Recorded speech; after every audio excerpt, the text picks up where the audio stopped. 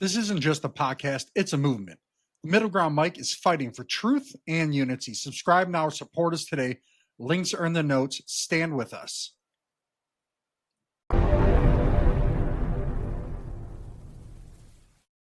Hey, everybody. Welcome to the Middle Ground Mike. I've got a great guest here today, Angela Caldwell. We had a great conversation beforehand. I mean, you would think she lived in the Midwest. I mean, with how welcoming she is. You know, today, we're going to be talking about stuff that touches all of us. Family. Family is the big thing. Families, it's where everything starts. Without family, you don't have people. So that's key. And a lot of people who listen to my show know that I say, we've got to learn to get along. We all occupy the same dirt and breathe the same air, no matter what, and we all go on the same ground.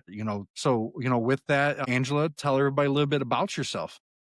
Well, Joe, thank you so much for having me. I might have a little bit of a professional crush on you. I love what you're doing. I love the message Thank you. out. um, I so appreciate it. what can I say about myself? I'm a licensed marriage and family therapist out here in California. I'm on my, let me count. I'm on my 21st year of doing this. I've been doing this for a Woo. long time. Yeah, a long time. Yeah. What makes that there's not a ton of interesting stuff about me. What makes that interesting is that most people, when they think of therapists, they think of the one-on-one individual, talk about your mommy issues or your daddy issues, and you become an Oh, yeah. actualized human and you reach your full potential. And then we run through the meadows to the rainbow and it's lovely and wonderful. Family therapy is a completely different sport. And so my colleagues tease me, they call my practice Family Fight Club. Because what you learn how to do in families is occupy a household together, which none of us want to do, tolerate the different quirks, habits, viewpoints, behaviors, irritants, and annoyances of each other, which none of us want to do, and still somehow manage to create lasting bonds. So, my joke is that I have a practice where I teach families how to fight and then make up. And this, in therapy, what we call that is rupture and repair, rupture and repair, rupture and repair.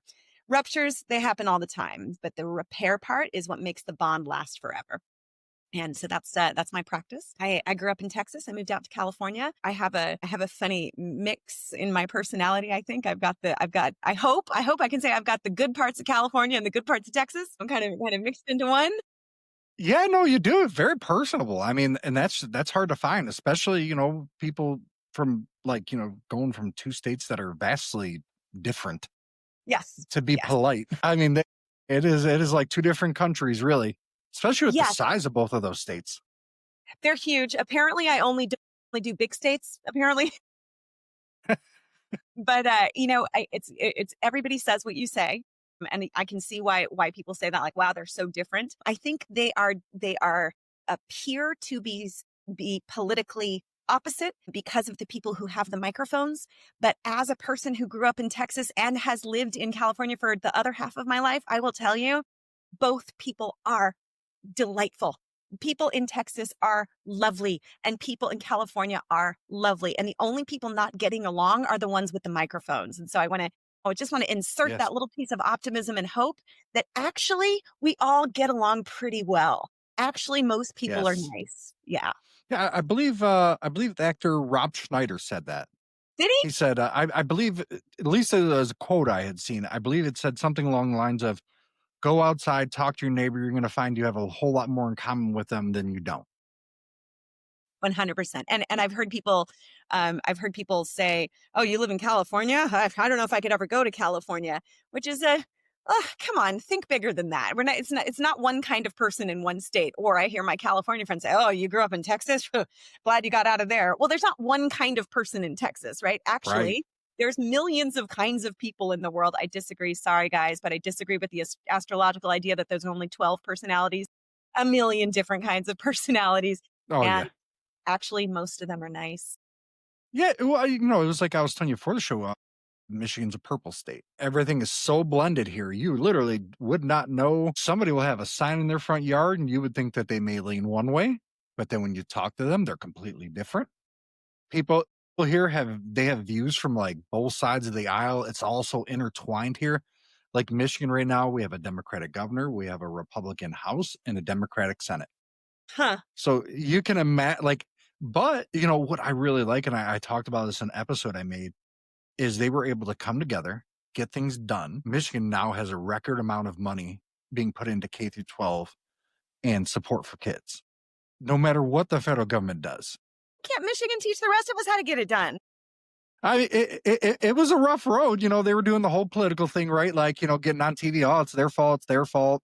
But it was like I told my son, I said, it's just that's kind of how politics works. I was like, but I said, Michigan is pretty, at least last 20 years or so, pretty good track record of being even keeled and finding a way to get. I'm like, Michigan rebuilt itself from ashes to, it's now a player again in national stage. And, he was like, wow, they really did. I said, the I don't know, like the Republicans here, like when you look when you turn on the TV, oh, we're not, we don't want to do this, we want to cut this. That's what you always hear.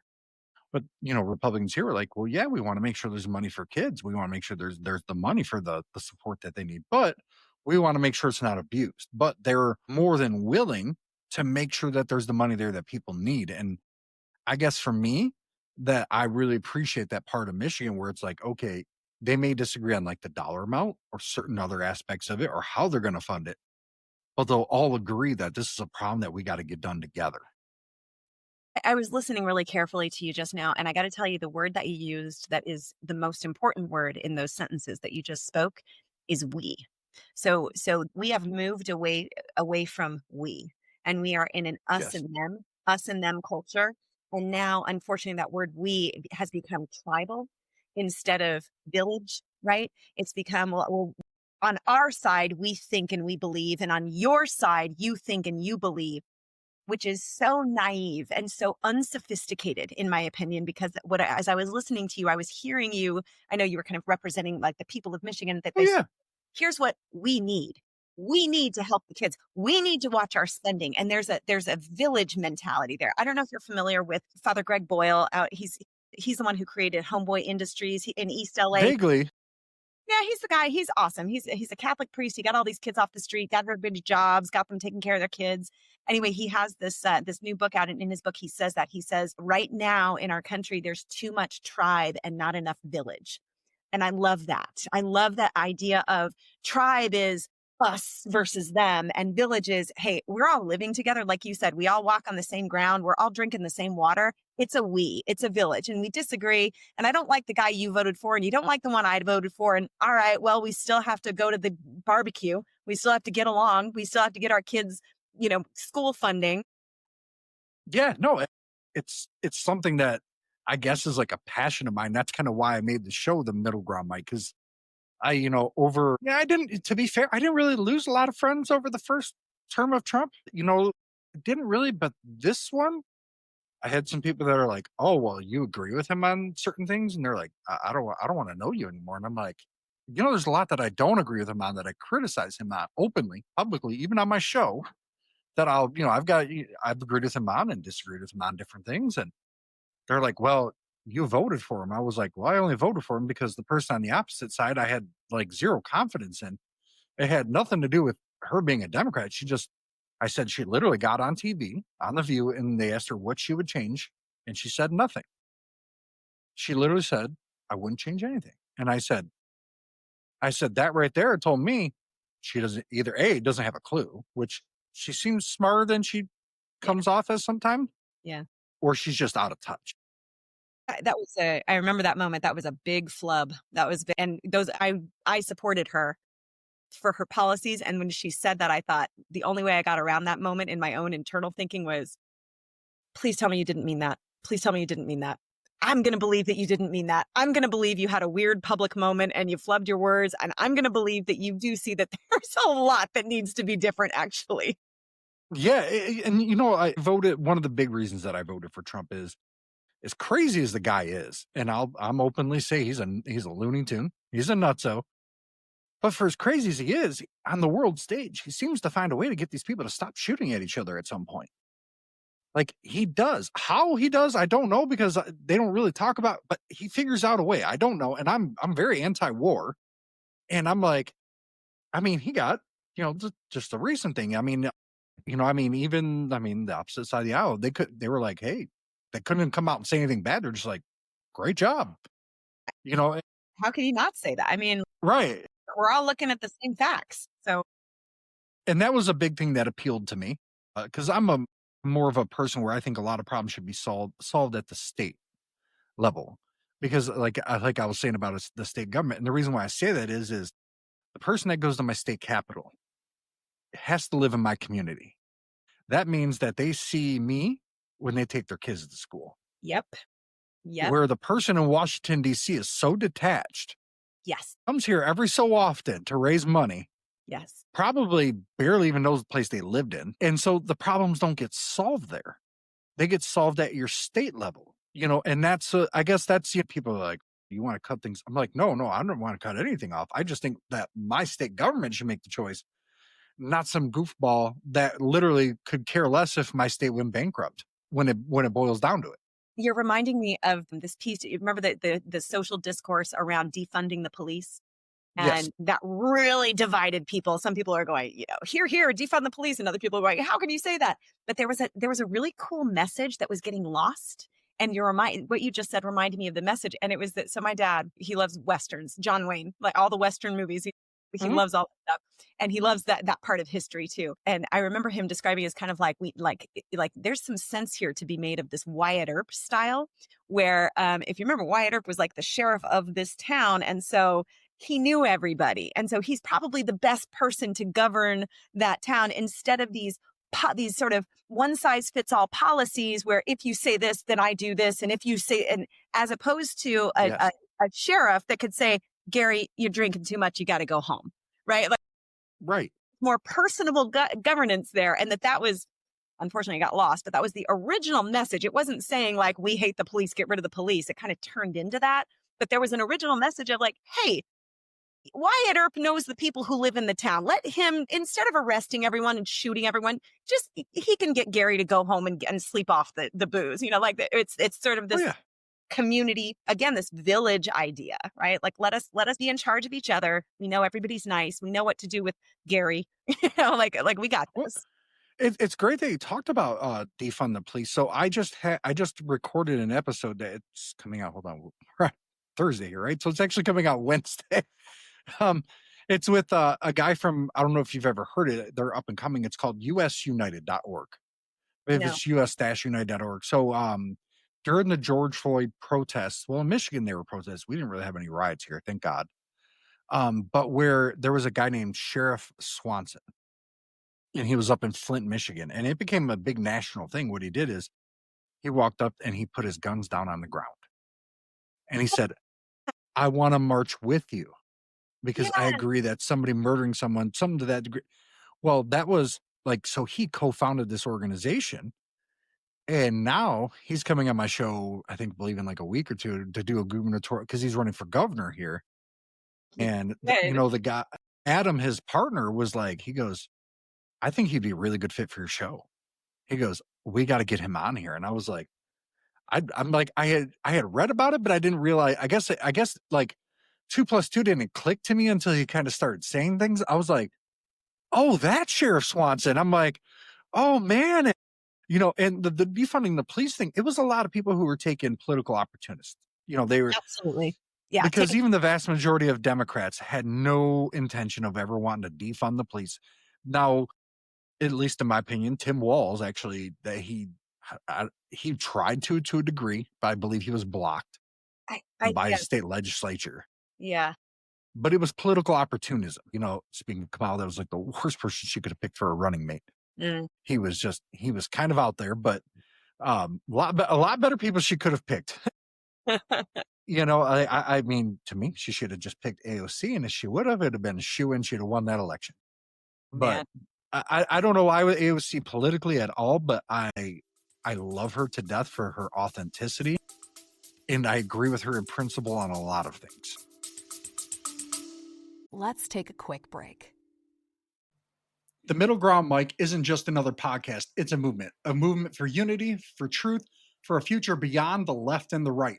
But movements don't grow without people willing to stand up. Subscribe now on Buzzsprout. Fuel this mission directly on PayPal. Every subscription keeps the fire burning. The links are in the show notes. Be more than a listener, be part of the middle ground.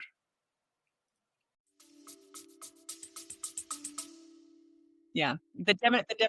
I wish they would see what you see in her. They think she's immature and kind of hot headed. Which do you want me to? Is this when I start going off on feminism? Should I bail? I don't think feminism is necessarily a bad thing. I talked to I got a young lady who, well, she's not young anymore, but she worked with me when she was young. I sometimes forget how old I am. She works for the state. I forget what type of thing she does, but she says she'll use the phrase feminazi. She's like, I gotta be afraid. I don't want the feminazis to come after me. And she's like, but she's like, I like certain things, but sometimes when I say it, I kind of get pushback. Here's the thing with AOC. That's what I was saying. Like, don't get me started on how, like, so a guy can say the same Mhm. opinion with the same inflection in his voice, but AOC says it, and the Democrats are like, "Hey, sit down, hun. But let's wait until you Yes. hear a little bit. Come on, man. Come on." I like her passion. You know, I wish she was just a little bit more willing to compromise. That's my only criticism of her. You need to be able to compromise. Like, Feel like you and I could probably tattoo that on our foreheads and walk around Washington, yeah, D.C. for every single. Maybe we could give like a seminar and be like, "Hey, can we sit down and everyone review this concept called compromise?" yeah, and, it and was I how the country was founded. and I don't know what happened, but somewhere in the timeline, somewhere along the way, we started cheering, "I will not compromise." Like, whoa, hold on, don't cheer for that. You must come. Right. We have to compromise. Yeah, it's wild. I mean, like I probably more than some of my conservative friends would like. I watch a lot of things that have AOC on because I'm always curious about what she has to say. Because I'm always like, well, what's her? I'm very big on always hearing what's the opposite person's view is, because to me, to be able to to form an opinion or a view, and even like with like family, right? You've got to know where they're coming from. Like, I may have my own personal deep convictions, right? But one thing that I've learned is sometimes them deep convictions aren't even truly what you believe. They're just that knee jerk reaction. So I love that you said that because I would say since 2 years ago, maybe more and more of my practice, I'm getting these politically divided families. And so they're coming to family therapy because they can't even be in the same room together anymore. It's gotten so divided in the politics are destroying the families. So they're doing the right thing. They're coming to family therapy. Somebody in the family is saying, "Hey, we need some help. We know we love each other. We got to get back to getting along." And what you just said, I have these exercises that I walk families through, and they're mostly reflective mental exercises. And then I facilitate a very specific kind of conversation. But the first thing I say to people is that is this is tip number one, is your conversation with your political opponent in your family will go nowhere unless you practice humility. And then I give this big speech about what humility means, about how you have to recognize that no matter how well read you think you are, no matter how much news you consume, no matter how well you think you know an issue, you don't know everything. And you are not the crown prince of that particular issue. And you are not the queen of the desert on that particular issue. And could it be that your political opponent in your family might have something to offer you that might either enhance or change or impact your viewpoint? And why is that scary? Why isn't that the coolest thing that ever happened to humans? That we can impact each other, that we can leave a dent in each other's personalities and viewpoints. Yes. And I tell people all the time, we're supposed to go through life. We're supposed to hit the end, hit our deathbed and say, I got this scar from when my husband taught me a different way to think. And I have this limp from this really interesting experience I had with my super conservative or super liberal parent. And then I went to this church I didn't believe in and I heard something interesting and that's how I got that scar. And, like we're supposed to be Yes. marked and dented and moved by all the different influences in our lives. And that's Yeah. practicing humility. Right. No, and that's what I tell my son. I don't know if you want to call it humility, but I always tell him, I'm like, there's a lot of things that sometimes I may like when I don't know, like when somebody will say defund the police, right? Uh, it'll like pop in my head like, oh man, that's like a Democrat thing. I'm like, it's not, don't think like that. That's just, like I have to stop myself because I'm like, that's not what I truly think. It's just for whatever reason, it'll pop in my head. But I told my son, I said, I try to have the awareness to be like, hey, that's not what you truly think. You're just rolling your eyes because you think about how dumb that phrase is. And I tell him, I'm like, there's a difference. I'm like, there's knee jerk reactions. I said, but like I said, like deep down, I do have some conservative values, but I also realize that those are my values, and it's not my place to make other people live my values. And I told him, I said, I told him, I said, that's very hard for any person to do, no matter who it is, because you look at that person, you go, hey, I think they're wrong.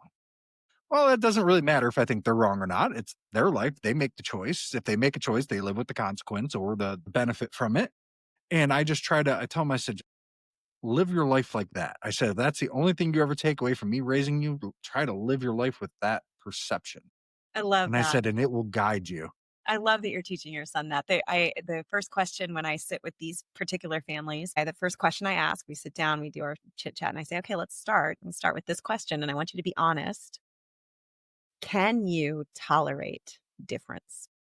And I want you to really think that through, because actually humans are not very good at tolerating difference. I mean, remember those high school relationships where he was the cutest boy I ever saw, and we fell in love, and we're gonna have a million children, and then we this is the greatest guy ever, and then we go out for ice cream, and he gets chocolate, and I get vanilla, and I don't know if this is gonna work, right? Because we have such a Yeah. low tolerance for difference. We want to believe that we're all the same. We want to believe that we think the same way, and we prefer the same things, and we opine in similar ways. And when we discover, so we actually delude ourselves into thinking that. And when we are forced to open our eyes and we discover a difference between us, it jolts us, right? It's a reality check. And we go, oh gosh. And we put this meaning to it. And this is why this is one of the primary jobs of therapists. You have to watch what meaning you put to it.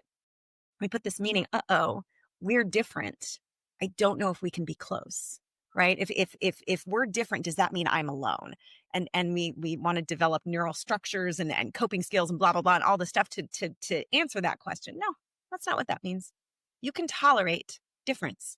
In fact, you can grow from difference. Oh yeah. And this will probably come as a shock to you. My wife voted for Bernie Sanders. I Wow. voted for the president. I mean, now don't get me wrong. That was like years ago she voted, but this time around, I think she actually voted for the president. But we were able to have things like that, and you would never know that walking into our house because it's never a conflict zone. It's never. Now we'll have conversations sometimes, and she'll just be like, Yeah. "Oh, you're an idiot," and then she'll just kind of like walk away, and she'll be like, "I love you though, but I gotta walk away," and I'm like, Yeah. "Okay," and but yeah, and it's to me it's important. Like that's very very important because I see so often now. I see a lot of young people, and then I'll see their parents like on social media or whatever going, I don't want my kid around this type of person. If you're a conservative, don't even speak to my children. I'll hit you or this or that. And I'm like, whoa, time out, man. Time out.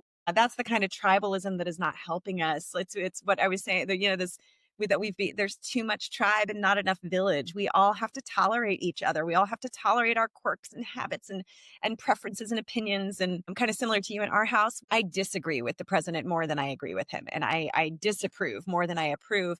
And you'll hear both me and my husband when our girls are little. And when they say, something about Trump, we'll correct them. We'll say President Trump.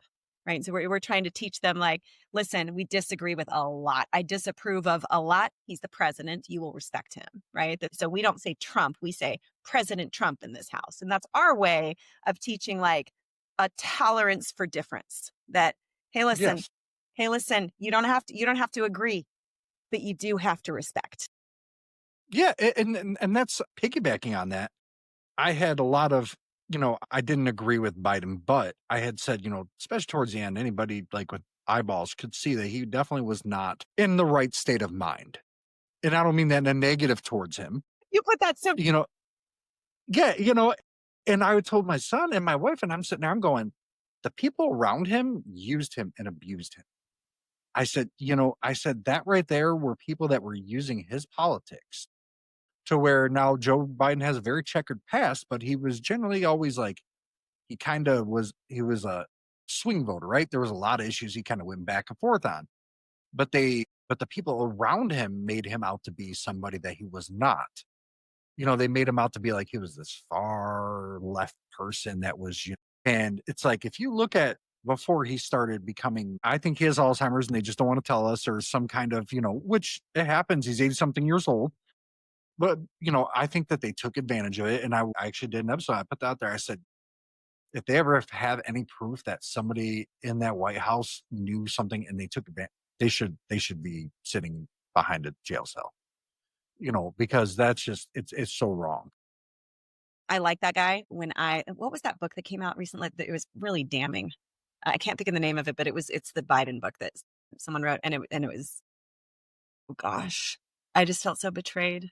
I felt so brokenhearted about all the lies that were told by his people, all of the wool that was pulled over my eyes, and who knows how many others by. Yeah. It was probably, I mean, all administrations lie and cover up, but the more that comes out, it was probably the biggest cover up situation administration, if there ever was one in our country's history. And it was bad. And I think it was all because there was just certain people who wanted to do power plays and took advantage of him. Do you remember? Yeah, yeah. Do you remember all the when we were younger, all the conversation around Bush 2, and how Yes. he was the puppet of all of his dad's Yes. friends, and his dad's friends had him in their and his dad's friends were telling him what to say and what decisions to make. It reminds me of that. Like, God, are we here again? Like, did this happen again? Yeah. It's kind of, yeah, yeah. Yeah. No, 1,000%. And the one thing that I think would, I don't know if you ever pay attention to Bill Maher. From time to time. So he had dinner with President Trump. I believe it was, either Kid Rock or Dana White that got him dinner with him. Like, I don't know if they had talked to the president about it, and the president was like, "Yeah, sure." Mhm. But, they've both been very big critics of each other. I mean, Trump has put a lot out there degrading him.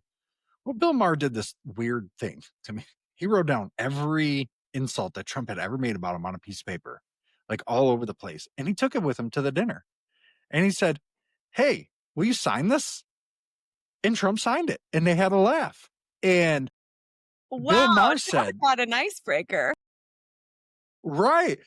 And Bill Maher said the guy that he met in the White House is not the same guy that we see on TV. He said that guy's smart, cool, calm, and collected. He Wow. said, that's not the guy. And he's like, I disagree with him and everything. He goes, I told him straight to his face, you're scaring people. Yeah. He was like, he's like, but this guy looked at me. He said, the president looked at him and said, what do you think about Iran? What are your opinions? And he said, he didn't interrupt me. He let me sit there and say my opinions. Even when I told him I thought he was doing something wrong, he sat there and let me say my piece. And he got a lot of pushback. But I guess for me, it was like Trump is a lot of bad things. But the one thing that I've seen him do time and time again is he'll sit down with somebody that probably doesn't like him. And I mean, like Kim Jong Un of North Korea, he hates America with a passion.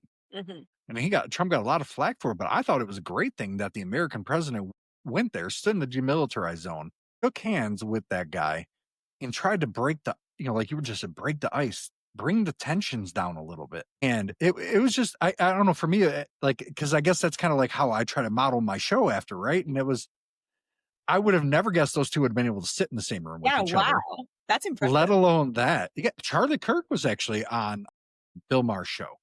Okay, yeah. Bill Maher was recording with the singer from the Smashing Pumpkins when they found out that Charlie Kirk had died. And Bill Maher was distraught. Oh, politically, you would think that would never happen because like they're so just polar opposites. But because they had gotten, like you were talking about, like how the family, right? They had gotten to know each other. They had sat there and Charlie Kirk didn't drink or anything. That's just not who he was. But Bill Maher, obviously, he likes to smoke one down while he's on the set, and he, has a glass of whiskey. But they developed such a friendship, and I was very shocked. I mean, Charlie Kirk was on Gavin Newsom or one. They were on each other's show or something. I can't remember which, and they connected, right? Like Charlie Kirk was still very critical of him, but he had a little bit different of opinion of him as a person. Mhm. And it's like, man, I wish we had a million Charlie Kirks on both sides everywhere in this planet. And like what you do is like Charlie Kirk obviously was not a therapist or anything, but it was that passion of we can coexist. We can do this. We can do this. Yeah. Yeah, like I we can. Yeah, you're reminding me of my grandparents so I was having this is years ago. We're having a conversation. My mom's 10th birthday, the day of her 10th birthday, JFK was assassinated. And so we were having this. I remember we're kind of with family and we're remembering, well, I wasn't there, but they're remembering this moment. And I remember one of my grandparents saying, someone said, "Oh, you must have been happy about that." It was either my grandmother or my grandfather said, "Well, I disagreed with the guy, but I didn't want him dead." And I think that's being lost in all of the chaos around Charlie Kirk, that I also completely disagreed with him on almost everything. But I'm not happy he's dead. Right. With this, I don't know any of my neighbors or my kids' friends or my friends or my family members that are celebrating any of this on either side. I'm taking issue. I'm doing it right now on your show. I am taking issue with these accusations that the left is celebrating the death of Charlie Kirk. I imagine there are assholes in the world. I've met a few of them. I have a bunch of them as clients, and I think probably a couple of people are. But Oh yeah.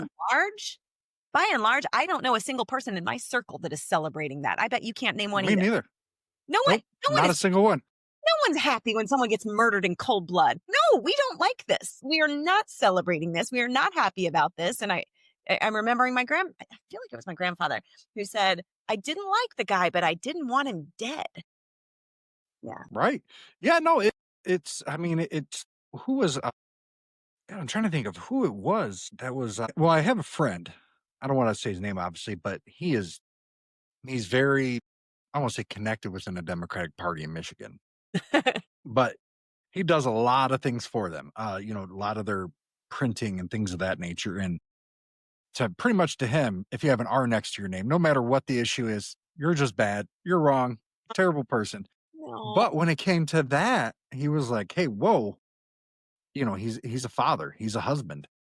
He was just like, that part's not okay, right? And it's just, and here's the thing, I tell people all the time, I'm like, I have a lot of respect for him, not just because he's my friend, but because him and his wife live the values that in reality, a lot of Christians say that they want to live. They're on the board for homeless shelters, mental health things. I mean, they live and they embody it and they raise their children up that way and just great people. And people are like, talk about a Democrat. And I'm like, yeah, I know a lot of good Democrats. And I said, ironically, recently I've gotten started to get more conservative people on. But when I first started my show, conservatives weren't the ones wanting to come on here. It was Democrats were. They were like, yeah, yeah, let's talk about it. Mhm. And I was like, okay. I mean, now some conservatives are coming on, but a lot of conservatives didn't come on at first. I don't know the reason why, but I feel like some of them felt because I wouldn't just rubber stamp, like a lot of talk shows, right? If they have a guest on, they just rubber stamp it. Mhm. You're my guest, so I'm just going to rubber stamp what you say. Uh, And, I'm not that type of person. I'm no, not mean about it. You know what I mean? But we don't want you to be that kind of person. We like this. yeah, and to me that goes back to like, what you've talked about before, is building like, in some of your books that you're writing is building the village, Village. like the village, like, not just to me, like our states have to be villages, but we also have to remember as America, we're still a village. Yes. Because let's say China came over and wanted to invade California. Yeah. There's a lot of people who hate California, but if that happened, I guarantee you they'd all be picking up their weapons and they'd be going to California to defend it. Absolutely. And right then and there that, I can't stand you Californians, but you're still an American. That would click right then and there for them. Feel like And it I would. think people forget that part, that we, no matter what, and it's a shame, but sometimes that tragedy reminds people of that. That's what happened with 9/11, right? Yeah, We all pulled together. It didn't matter anymore who you voted for and what you voted for. Yeah. yeah, and that village part. I mean, that's just, man, just like shared values. Like that's Yeah. the basics. So, okay, so this is a little corny. I hope you'll let me get off on kind of a corny. Yeah, no, go for it.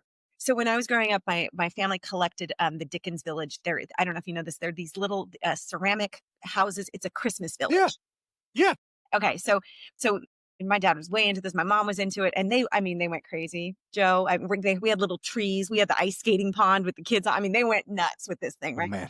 And it's the Dickens Village. So I'm gonna borrow this idea because you would buy these little houses, and one is like they had the butcher and the baker and the candlestick maker, right? They had the saddlery, they had the, I forget what they call the guy that makes hats. They had, right. So they have like this shop and this church and that church, this kind of church, whatever it was. So you would put out the village, right? And it was this unconscious, you didn't know what was happening, this unconscious mental exercise where you imagine life in a small, we don't really have these anymore, but in a small village, what life would have been like. And those are your people. You didn't choose them. You don't get to pick who you're going to school with. You don't get to pick who you sit next to. Those are the people that you live with because that's where you live. And if the streets are frozen, the butcher who can't stand the baker is going to have to get out there and shovel next to him. I'm sorry, but we're going to have to shovel the street because it's icy and Yeah. snowy, right? And even though the hat maker can't stand the shoemaker, they both want their kids to have a good education. So they're going to show up at the town hall and say something about the school.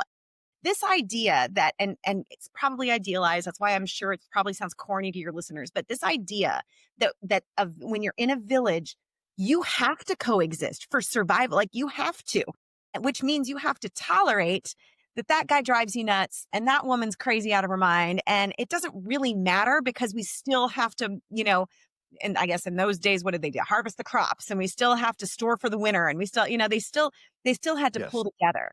And I know this is crazy, but I kind of wish for some kind of national crisis like that, where we are, where God forbid it's like a famine or something like that, where we have to pull together because now it doesn't matter anymore what tribe you're a member of. Now you're going to give the baker some food because his kids are hungry and you've got some extra left over, and and we have to survive and we have to share the planet and we have to share resources. And at the end of the day, we all want our kids to grow up and be awesome. So you have to just tolerate different, the guy you can't stand who works next door. Too bad. He works next door. Get over it.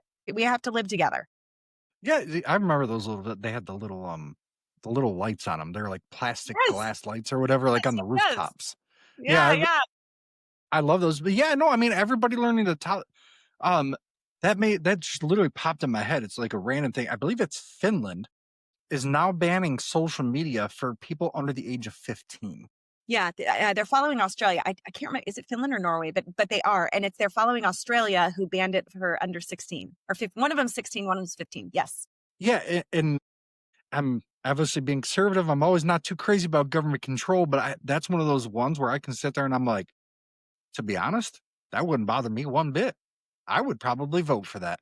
Here, And just because it's like kids can be really nasty to each other, like really nasty, like worse than adults. Like, because I mean, when kids are in that mode, they have no shame, no filter. my mom used to say there is no greater evil in the world than a 15-year-old girl. I have both boys. Thank God. Girls, and I'm not looking forward to that. I plan on sending them directly to military school.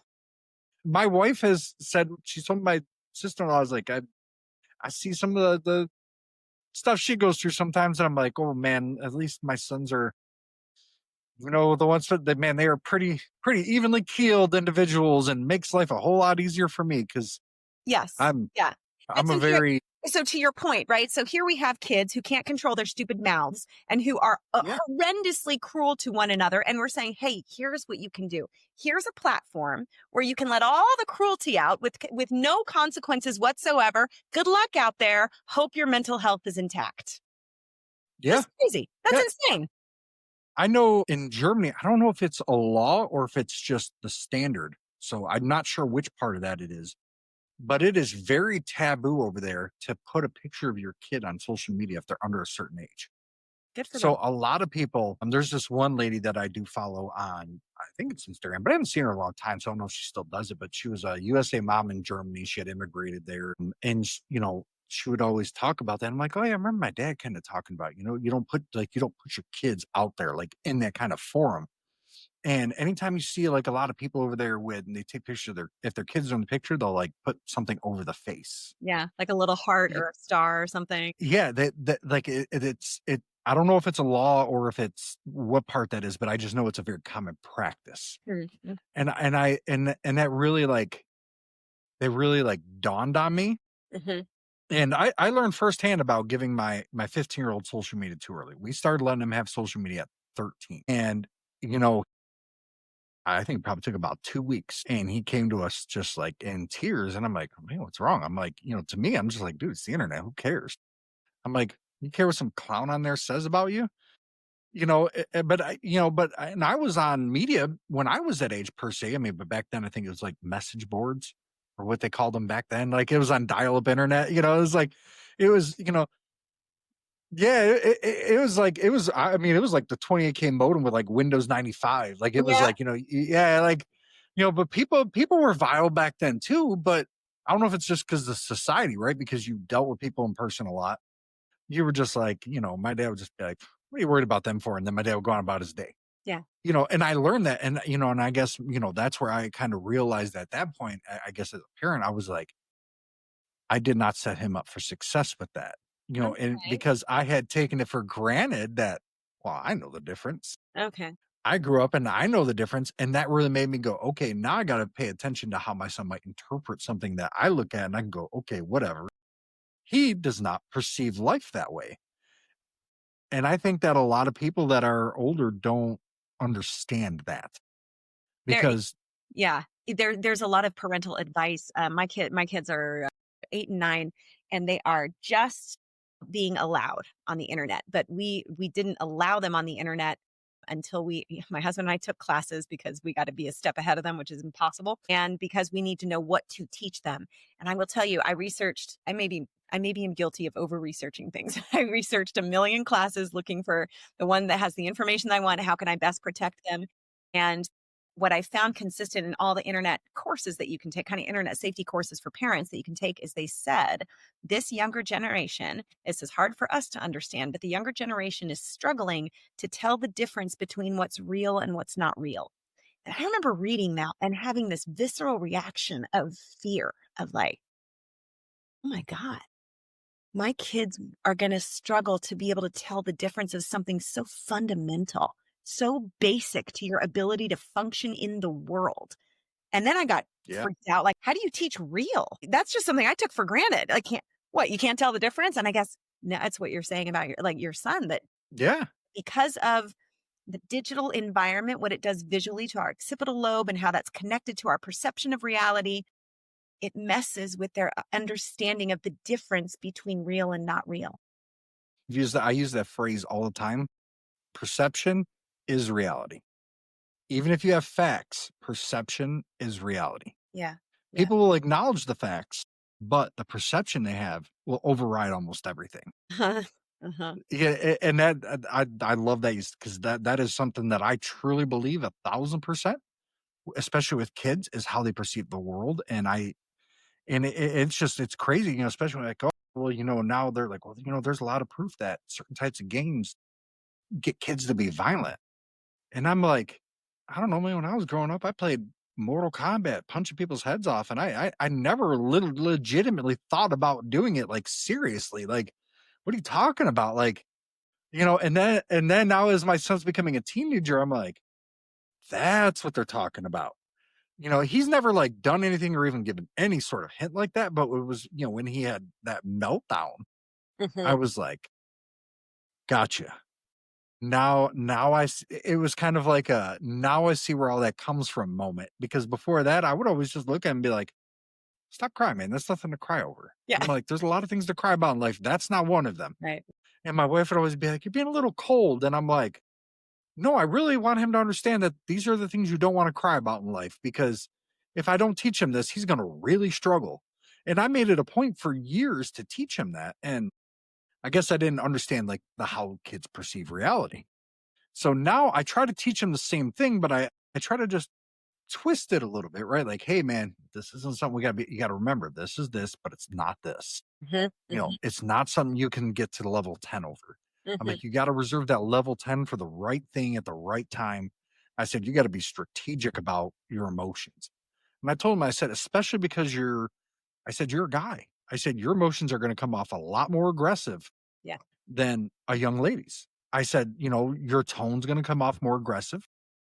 Mhm. I said, it's just nature. A guy that goes raw is gonna come off more aggressive. When a girl does that, they kind of go, whoa, just chill out. Yep. Like that's just how people react. So I told him, I just trying to teach him to regulate himself like that. Like, I guess for me, I still don't understand because my dad never once taught me to ever like regulate anything. It was just do as I say. There's no option. This is how it is. The Mhm. end. Uh-huh. And you kind of just learn to operate within those bounds. And now you kind of got to teach kids those tools that I don't know how it came naturally or whatever, but the internet allows people to do things. Whereas back then, if you acted like that, somebody may have beat you up. Exactly. There were actual consequences. Yeah. So I mean, like what you're doing and that stuff is, my gosh, please keep because the country needs more of that.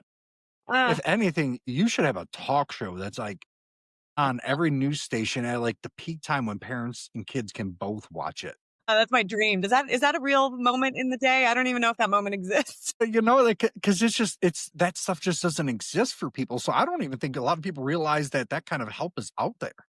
Yeah, I think that's right. I Like, I think don't when know if people they think of realize it. yeah, yeah, I think when people think of therapy, they think of the more one-on-one, talk about my daddy issues, kind of sort through my past and take a look at myself, which is great. That's great therapy, but that isn't what I do. I do more actually my work probably looks a little bit more like family mediation, more like refereeing. And facilitating conversations where like I said, I kind of walk families through these various exercise, these very specific types of conversations. My politically divided families really love that work, Joe. Man, I wish I could do that work everywhere. It's such good, satisfying work when you can see in the family member's face as they're listening to their opponent in the family, when you see this look of registration, this kind of that's why you believe that. And you can feel, I'm telling you, in the room, it's like a tangible, you can feel this softening. You can feel this, I knew I loved you. Even though what they're saying Yeah. is not what they wanted to hear.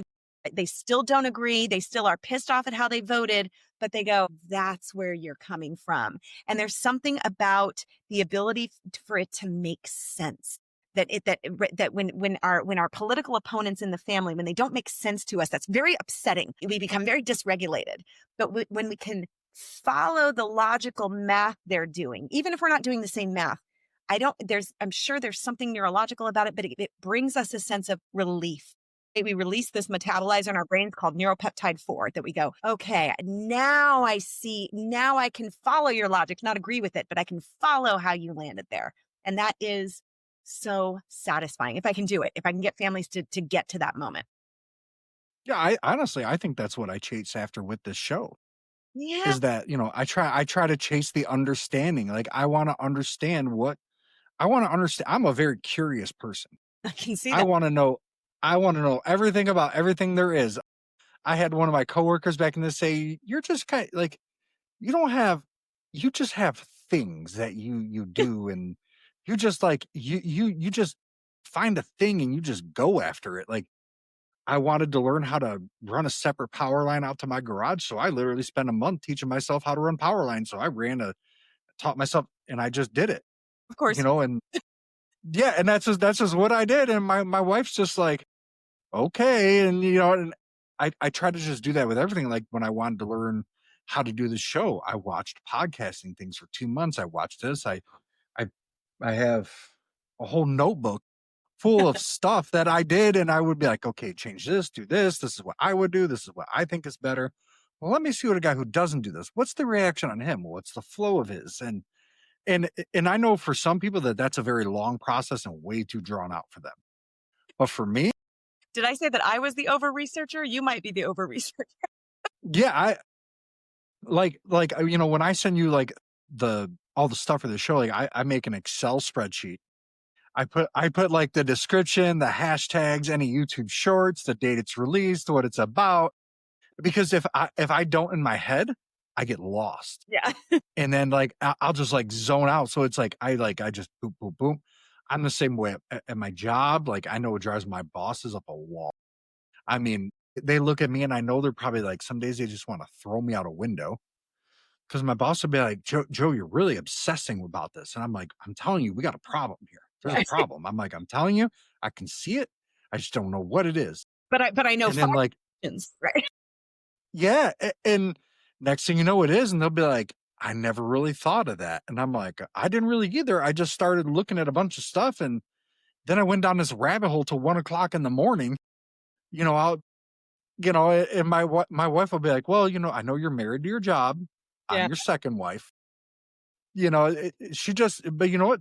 I think that's the part she likes about me and just doesn't tell me Oh, yeah. because, she's like, she, and if you want to call it enables it, but, she, Why not? she buys me stuff for, I love that kind of stuff. I think it's not everybody's got to be curious, but to me, it's just no matter who you are, even if you're just a little bit or a lot, be curious. Be curious about something you don't understand. That's like, Curiosity gets you so much further than anything else. It gets you so much further. yeah, family's got to learn to be curious with each other.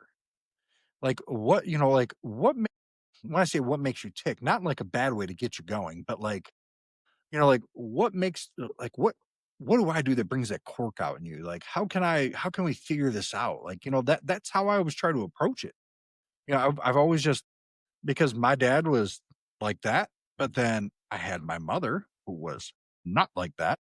So, they were just polar opposites. And it was, so I just learned to, I guess that's kind of what gave me that foundation, and then it kind of sprawled from there. I had a crazy political journey. I started when I was 13. I started out as a libertarian. Okay. It was weird. One day I was at school, went to the library. There was this book called Economics. Okay. And I'm an analytical person. So I opened it up and I'm like, oh man, this stuff is great. And my buddy's looking at me like, what the hell are you doing, man? Like, this is stupid. And I'm like, no, this stuff makes sense, man. I'm like, this guy's saying this is the problem. I'm like, it makes sense to me. I'm like, he's right. I look around and yeah, these things are the problem. And he's like, what? I mean, and then I grew up and I'm like, okay, well, that's more of like a utopia idea. Libertarianism, it relies on everybody being good 24/7 and nobody ever being equal. Well, that's not reality, folks. You know, um, yeah, so, that's kind of when, as I got a little bit older, things changed. And socially, I'm a very liberal person socially. I believe live and let live. Like you do your thing, I do mine. Don't come and toss your garbage on my lawn and I'm gravy. How You liberal know, of you. Yes. yeah, yeah, and I try to like, especially I work with a lot of younger people in my work and I don't know, like not politically, but I always try to tell them like, hey, try to see where your coworker's coming from. When you did this, they thought this. Even though that's not what you meant, that's what they seen and that's what they heard in their head. Hmm. So we've got to figure out how we can get past this part and get you guys to work in the same spot together again. See, I always try to you're approach it like a that. family therapist. You're a family therapist. You see that? I tell my boss that I need a raise because I probably I'm in upper management per se if you want to call it that.